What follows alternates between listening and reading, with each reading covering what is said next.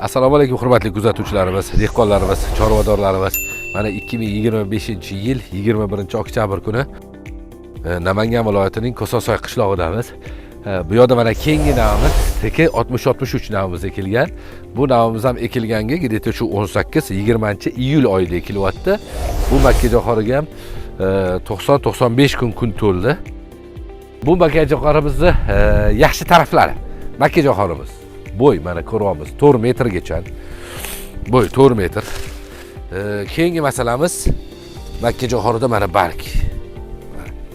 Barg juda ham yirik va mana makkajo'xorini o'zini olib ko'rsataylik. Ser barg bo'ladi bu gibridlarimiz. Bargi juda ham ko'p. O'shani hisobidan tanlash berishda juda ham katta ahamiyatga ega va ko'rayotganimizdek poya ham qalin. Bu gibridimizni yaxshi taraflari aytib o'tganimizdek bu 2021, 22, 23, 24 Turkiyada chempion bo'lgan, chempionlikni o'zida ushlab turgan gibridlardan biri va bu gibridimizda ham oziqa birlik juda ham yuqori, juda ham zo'r. Poyaga nisbatan sotalari ham, pachatkalari ham mana bir tekisda to'liq to'kis pachatkalarimiz bor. Makkajo'xorida mana makkajo'xorimizning pachatkalari juda ham go'zal, juda ham sifat. Bu sal vaqtliroq o'rib qo'yibdilar. Bu hali молочный spelistda turibdi. O'rishiga yana bir hafta srok bor edi. Imkon darajasida o'rayotganda ham ahamiyat beringlar.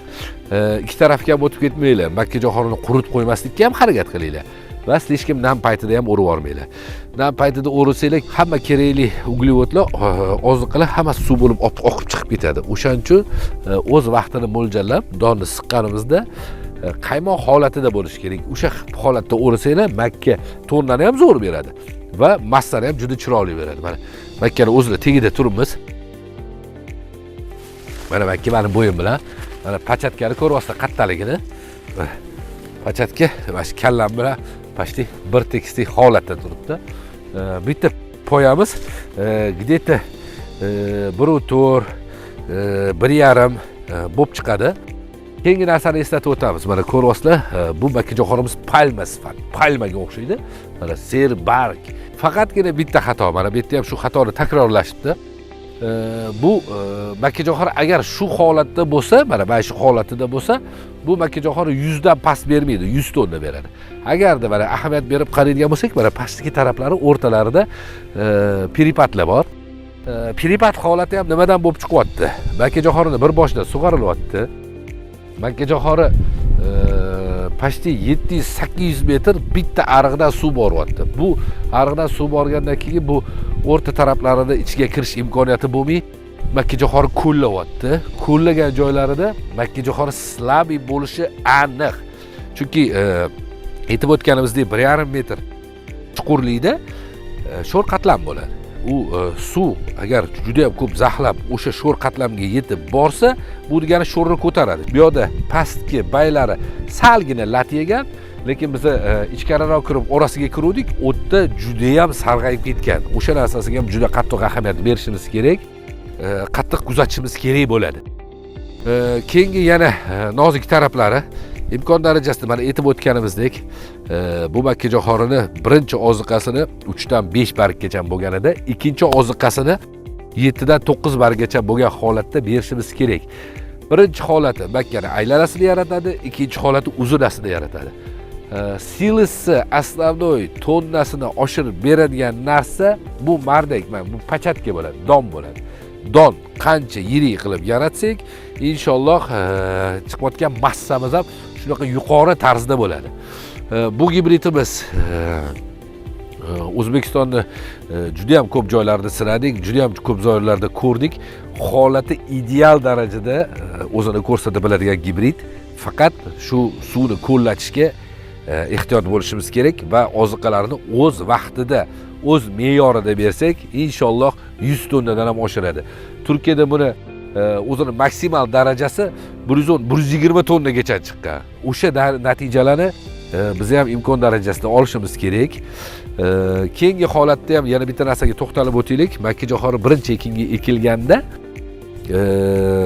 sarfni 100 mingta, 110 mingta qilsanglar bo'ladi. Lekin ikkinchi ekinda ekilganda imkon darajasida ko'chat sonini shu 80 mingta atrofida qilishimiz kerak.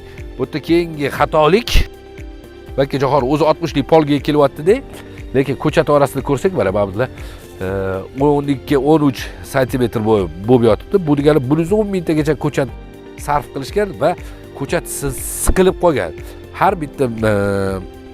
Har bitta ko'chatda o'zini oziq oladigan prostransiyasi bo'ladi. O'sha oziq oladigan prostransiya har bitta makka uchun ochiq bo'lishi kerak.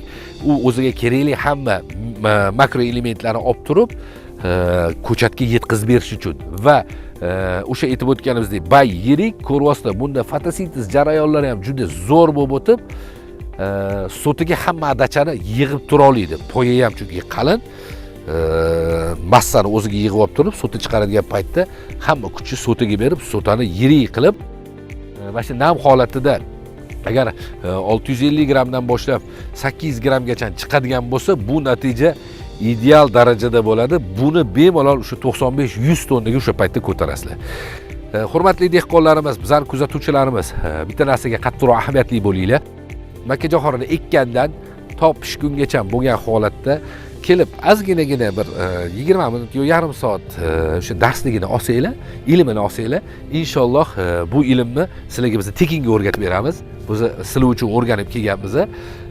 Biz O'zbekistonimizda qancha yuqori natijalarni olib, qancha misol O'zbekiston xalqiga o'sha go'shtni sizlar arzonroq yetkazib bersanglar, bunda ham bizning hissamiz borligiga biz ham xursand bo'lamiz. Kelib agrotexnikada ozgina bo'lsa ham tushuncha olishga harakat qilinglar. Biz shunday maslahat beramiz. Bizani kuzatishda davom etinglar, biz bilan birga bo'linglar. Greenland City sizlar bilan birga. Sizlarga rahmat.